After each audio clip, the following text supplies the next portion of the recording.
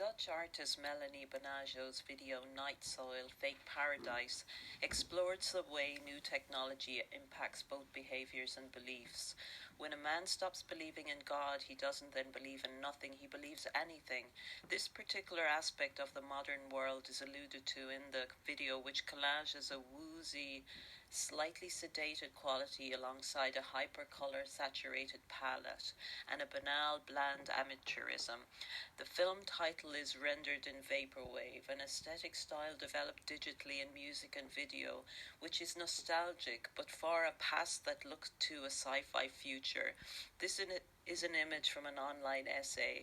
All that is solid melts into air, 10 years of vaporwave. The self-described digital artist Jeremy Blake's influence can be seen on some of these visuals. He created the beautiful hallucinatory sequences for the film Punch Drunk Love. Blake felt artists needed to engage with new technology. He thought of his work as painting with an added dimension of time.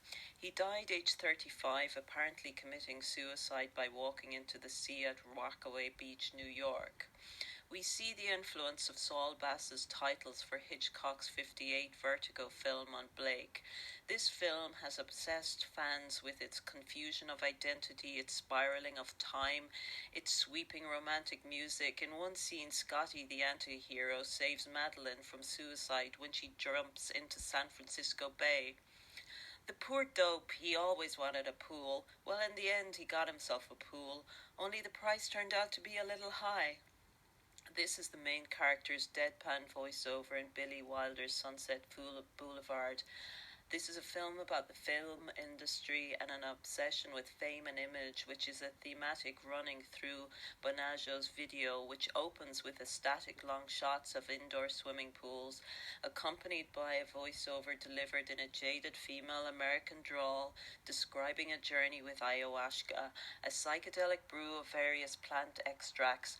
The first ceremony I sat in, I had a very powerful experience. Other set pieces include a photo shoot of women set against a bright green background, scantily dressed, parodying ethnic styling, feathers, bananas, bindis, and hard hats, scrolling on phones and delivering lines in the ironic bored voice popular in a certain kind of camp self-presentation. And here we have Lee Bowery, an obvious visual reference for Bonaja, an Australian based in London whose spectacular clubbing costumes attracted the attention of the art world, including Lucian Freud, who painted him naked, which I think was rather missing the point. The soundtrack includes exotic bird sounds and the ping of video games, the tinkling, brittle sound of our smartphones communicating with us. The women are obsessed with image and talk of waxing appointments, while their phones trill and the camera shutter fires repeatedly. Who was it? Oh, it was my old shaman.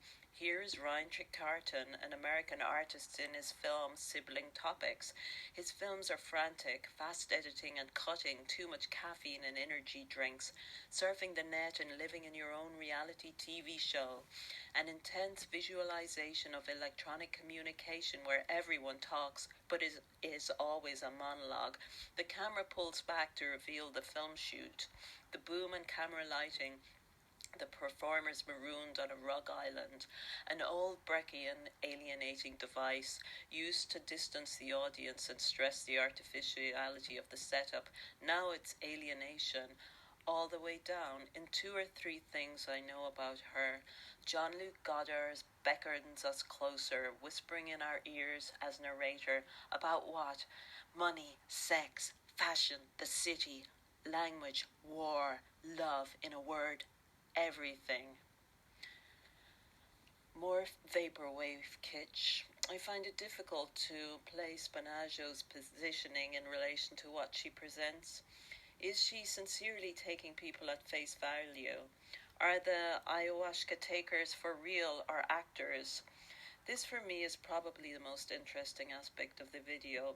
Is it parody or dead serious? Here we see very strikingly portrayed the move between the artificial perfection of the image and the very physical reality of bodies with their bruising, their hair, their imperfections. There is a bleeding between the online world where things can seem perfect and frictionless and the messy substance of reality. Here it collides with QAnon shaman. He could be an extract in Bonajo's fake paradise, instead photographed in the White House on January the 6th. QAnon, the umbrella term for the absurd online viral conspiracy theory community, tech-infused spirituality, fake paradise. Oh, hello. I am a potted plant. I'm born in Germany and I'm single and cost €5. This scene in the film alludes to an infamous series of works from 1970 by Alan Jones. Chair was the most notorious. Woman as furniture, as plastic as latex. The narrator in Bonajo's film expresses dissatisfaction with the body.